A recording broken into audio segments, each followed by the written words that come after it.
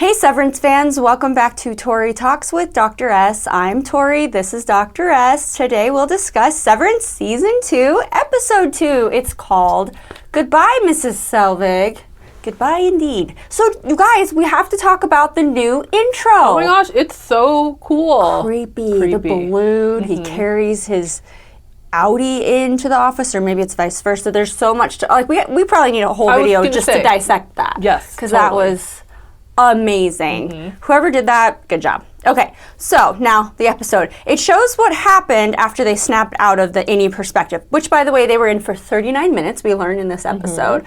It's a pretty decent amount of time. Yes. But let's begin with Helena. Okay. Ugh. She's scolded pretty harshly by her father. He says fetid moppet. What the heck is that? I know moppet means like child. I've heard that before. Oh, but in what kind of language is this? Great question. I've just heard moppet before. I don't know where. I had to rewind, and I thought maybe it was normal words that anyone would know, but I just misheard. And then I was like, nope, I got no idea. I had closed captioning on, and it said fetid moppet. I think I looked it up. I think it's probably like stupid child or something. It's so he belittles not nice. her. Yeah. So I love how in just these tiny little interactions, you can see how she probably is as a person. Yeah. Right? Like she's like in his shadow. Yes. Yes. And she has to be, just to keep her cool. So she did come off, because we're so used to Helly. We don't know much about Helena. Or Helena. I don't know which way to say Helena, it. yes. Helena. So I noticed very cold, very calculated. Yes. Maybe even a little poised, but also doesn't seem happy. No. I mean, there's a lot going on with the seems scandal. Unhappy. Did you watch the little behind the scenes clip at the end? I did not. Oh, it was really great. What did it say? Because they talk about how Helena kind of wishes she could be more like Helly. Like Helly speaks her mind. She like grabs Mark and goes in for that kiss. She gets to do things. And so it totally solidifies for me. I mean, it's pretty obvious. That's Helena in there. Helena, and she wants to go in and be able to do all these things and experience like what Helly got to experience. Including go after Mark, probably. Look at the family that she comes from. Like, cultish and sheltered, maybe. So I don't blame her. She wants an alter ego to have these things, but then she knows also that Helly R was like really unhappy, tried to kill herself in there. So it's so it's so much more layered now, just with this one episode of a little bit of Helena. Yes, and it shows that she has a reputation to protect. And when she's on, like when she was doing her video about being severed, she's like delightful and excited, and you know, I'm ready to do this, and confident. And then when she is giving that public apology in that video, she's just very like, you know, again, confident. But then as soon as it's off, she's like, shakes like a deep breath. Like, this is a lot of pressure for her to uphold the image of the Egans, right? Yes. So then I kind of started to feel for her. Crazy. Sorry, I know. Isn't that amazing? Like, you grew up in this. Maybe you never asked for this. It is. That's why I think it is so much more. It's deeper than we got. Obviously, we only saw a little tip of the iceberg in the finale of season 1 of who she was. So we thought, oh yeah, she's this rich person, and she's like, you know, letting her innie suffer. But now there's a fuller human being that we're talking about. Like, I begin to feel sorry for her. Right, because we don't actually know. It's clear that she holds some kind of high position, obviously, in this company, because it's her family, right? But I'm just not sure if she even asked for that position. I don't know if she really likes this at all. Like, I'm seeing a whole new perspective of Helena here, which, good. I would like to know more about her. Okay, so she gives orders to Mr. Milchek. He has to go, and he has to fire Irv and Dylan, but not Mark. Right. Other plans for Mark, which we'll get to in a second. So that also now Miss Coble, she offers a promotion to, it is the Severance Advisory Program. Is this a way to keep her quiet? Because she's not letting her go back to the severed floor, people. Right. So, and Miss Cobell knows that it's not really a promotion. She's pretty wise to it, right? Huh? They're trying to appease her. They don't sell it very well. No. So, so I understand why she's suspicious, but... And, like, should Helena have tried a little harder, like you said, to sell it? I don't know. She seems a little checked out to me. Like, I feel like this really was jarring for her, this experience. Yeah. About hearing that her innie's being tortured. Yes. Right? I don't know. I'm not convinced that she is the bad I don't know. Well, she knew she's trying to hang herself. She tried to like cut it. Yeah, because she even told her like if you even try to like do something like that. Yes, but she has to save face. She has to act that way, like, oh, you silly girl, if you do that again, I'm gonna do, But like, they tell her I'm what not to sure. say. Exactly. That's kind of what I'm getting from her. Let's go back to what you were talking about, where when she was watching Helly kiss Mark, and she rewound it. Yeah. For a second, now what you're telling me about the behind the scenes is that she almost like is jealous of her or like wants to be more like that. But I also think she was studying it because if she has to be Helly, she got to understand her mannerisms. That's why she's watching all the video. She has to know all of the interactions because if she's going to pull off the ruse, she has to know like what she should know. Yep. Right? She has to be Helly R. Yes. Okay. Let's talk about our fired employees. Dylan and his job interview. What the heck was that? Okay. So it's at a door company, a door store. And the guy who's interviewing him, they look a lot alike. When they showed the shot of their profiles and the doors in the background, I was like, I feel like there's some kind of symbolism there that like you all kind of just are mundane and do the same thing and all look the same, right? And then this guy's kind of chummy with him until he finds out that Dylan's severed. Right. And so he has that whole like attitude about severed people. You see how they're looked upon in the world by the people who judge. Yes, he said it was abhorrent. So he's like, well, thank you very, very much for coming, and just dismisses him. He's like, what the heck? Yeah. And now Irv, what are you doing, Irv? I'm a little confused now. We'll talk about him in the phone booth. Okay, phone booth. When is the last time anybody in this generation has seen a phone booth? When are we, okay? Because we keep seeing these, like the shot outside Lumen, and all the cars are like from the 70s. When are we, actually? Okay, but this is the thing. We have cell phones. Yes. And their computer systems are outdated. So this city of Kier is obviously, like, they wanted to keep them in... Yes. And like holding them back, like a capsule in time or something. Yes. Because when we're at Devin's house, it's so modern. Yeah. It's very confusing. But Mark's house is, like, kind of old track home looking. Yeah. So, yeah, it is so interesting. There's like more questions than answers here. But anyway, Irv is in a phone booth and he says something to his innie about like he says my innie got the message. Something like that. Something about, so I have no idea. Like I don't even know where to go from there. I can't even theorize. Like what does that mean? He had the most interesting to me already history, right? Because he was already painting there was already interplay between him and his innie, like what the innie experienced and saw, right? That hallway that he's like painting over and over again. Yes. And I wonder if it has something to do with like his brain being wired different because he has like PTSD from being like a war veteran. Right. And we saw him looking at all that stuff. Yeah. So you know how they'll have like flashbacks. So maybe he has some type of flashing to that severed part of his brain. Yeah. I don't know. That they could go hand in hand, the PTSD and then him being severed. Yes. Oh, that's interesting. Like what it does to your mind. Yeah. Yes. Well, guess who's following him? Bert. Bert! I'm so fascinated by this. So what does it mean? Do we think Bert was never severed, right?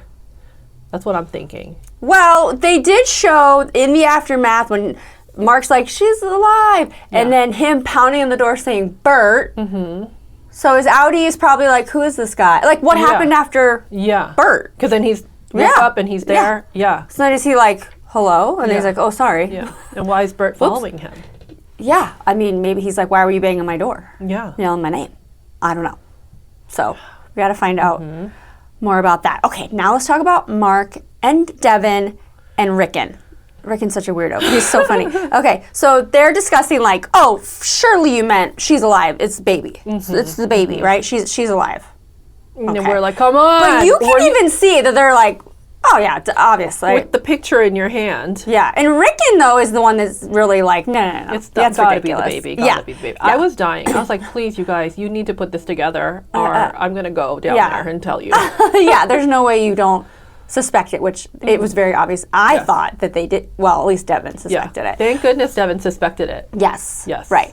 Well, Mr. Milchek shows up, which we've never seen Mr. Milchick with Devin and Rickon, and like maybe he read Rickon's book or something. But like this is kind of a big that's right. moment. He did see the book. Yeah, so he can put that together. That's obviously him. But yeah, so Devin is super defensive. She's such a good sister to Mark. I like how she covered the picture. Yes, good It's thinking. like she's such a good sister. She just has this sense like, I don't know, let's just cover that up. Yeah.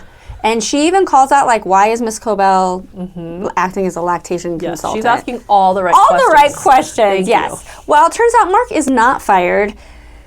In fact, he gets a pay bump, 20%, if he returns, right? And Mr. Milchick's trying to really, like, sell it to him, and he's like, you fall in love while you're there. And he's like, what? Now, he said you found love. Yeah. And obviously, like, Helly is what he's talking about? Okay. Yeah, like, oh, you're going to deny your other, half the joy. Yeah. Yeah, but that must sound so weird because, like, he's like, what? But Gemma's his love. I mean, his, So, at the cafe with Devin and Mark. Oh, this is so good. Which, by the way, it's called Pips. Yeah, what's that about? Philip Pip Egan is the CEO.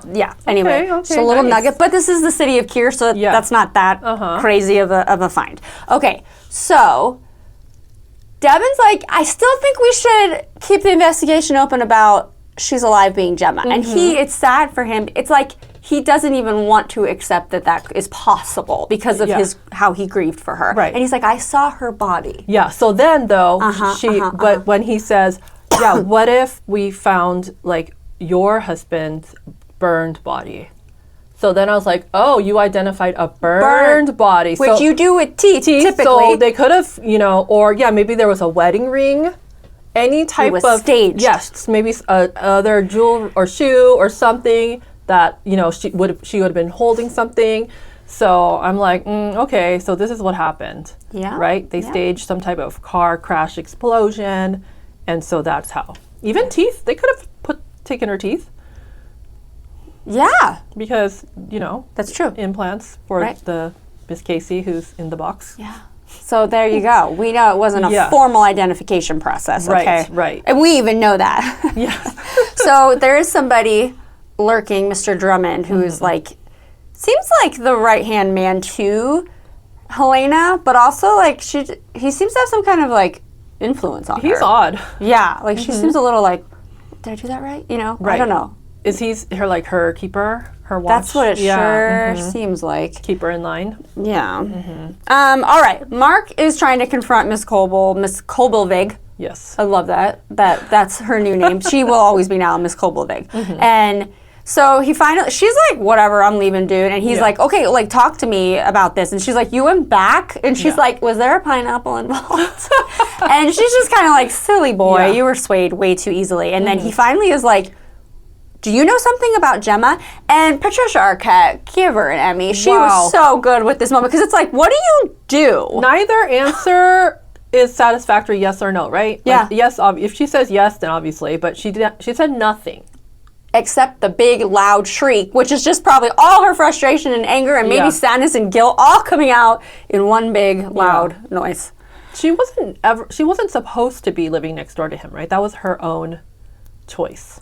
Like, that part, I wasn't sure. Like, was she planted to live there, or did she do that on her own? I'm not sure. Either way, she's leaving. She's leaving. For good? Yeah. I don't know. Yeah? Okay. Well, she's moving. I don't know. I just hope packs so, up but her I don't car. want to not see Patricia Arquette. No, I'm sure she'll be in it. Yeah, she'll be back. I think, was that you that said, like, maybe she'll end up helping Mark in the long run? Maybe if she's so mad at Lumen. Well, she has some kind of allegiance to them. We saw the shrine. She sings the song. Yeah. But maybe... But they've done her wrong. Even after she tried to, like, help in that whole crisis, they still... Yeah. So, I don't know. But, But now he knows. All right. Yeah, he knows. He knows. She's probably like, he's gonna bother me all the time if I don't get out of here right now. Yeah. So I'm gonna just take off for a minute. Go on vacation, okay? All right. So we get to see. It shows when the people are returning, not Mark. It shows when the other three are returning to work. Now wait, Mr. Milchick says this is 5 months later, Mark, and you guys are the face of reform and international. It was all lies. BS. It's like 2 days later. 100% of it was lies. Because of course you can lie to them. They don't have any concept of time out there. It was all lies. Every single bit of it. I feel duped because we saw it twice. We saw the 8-minute scene once, and it was already ingrained in my head, like, this is it. 5 months happened. Mark wanted to come back right away. The others needed convincing. No. We should have known by episode 1 when they were like, you guys, good job. Now, like, you get pineapple bobbing. Like, you guys did it. Like, your mission. Totally. There's no reform. Why didn't we know nothing. that? They're not famous. No. Crazy. Yeah. So it's like a few days later, technically. Yeah. Okay, so let's talk about Dylan and Irv. They come in and they're like getting their little placard lanyard thing out, and they go up the elevator, and we hear ding, our classic ding that we're used to, right? Yes. Ding, ding. Helena comes in, does her thing. She actually looks kind of scared and worried, maybe, because probably it's just time to perform. Right. And she doesn't want to mess anything up. Did you hear a ding when she went up the elevator? I didn't. I did not hear a ding. Right? Because the ding is like what, like zaps when them, it right? happens, right? Well, I mean, that's just what we're used to, right? And they didn't show, like, did they show everyone else's face? I always remember Mark's face, like, converting to, like... No, I don't remember seeing their faces. Okay. You just saw the whoop and then ding. Okay. Yes, which we all know, everybody's been suspicious that is Helena. I think that pretty much confirms it, right? Yep. Yeah. One little nugget, too, that I noticed, because I'm trying to pay more attention because there's other people that do podcasts and these things, and they are way more detailed. Mark, in a funny way, calls Devin Persephone, and it's funny because Persephone is known for, like, being held in the underworld against her will. And I'm like, this is kind of like hell. What is lumen backwards? I don't know why I just was like, is that I'm looking for everything, guys. I know, right? No. Okay, forget it. Okay. Nope, we'll just toss that idea out the window. But anyway, oh my gosh, very satisfying episode because, I mean... To see the other side. Yes. Yeah, we only saw one side. It was, I was completely satisfied. We didn't know anything about Dylan's outie. He's like, you hear him talking to his wife? Like, it was just like a, whew. I know. Well, like, kind of what we needed. I don't know. It's just, they're doing such a good job with this season so far. And now we have this whole mystery of what's Cold Harbor. What is... also... Okay, Cold Harbor, they were already working on before. Now, they made it very clear these files will expire. So Mark's going to have to figure out, this can't be 5 months later. I was working on this before. Yeah. Like, is that going to help him be like figure out that, like, you're big fat liars? He still doesn't know. Yeah. And it's clear they only need him. Remember we were saying last week, he's the experiment? He is the experiment. That's why it's Gemma. I mean, they're doing something. It has to do with him. And she lives next door to him. They only needed him, but he wanted the rest, so they had to bring them back. They did say they need him long enough to finish Cold Harbor. Right, and they only brought the other ones back because he refused to, like, he was being naughty until they came back. He was being naughty? So yeah. So, wow. So I really need to know what this big experiment project We have to wait a week. We got to wait a week. It's okay. Yes. Now we're going to figure it out. Okay. Hey, everybody. Thank you for watching along with us and commenting. Please continue to do so, and we'll see you next week. Thank you. Bye.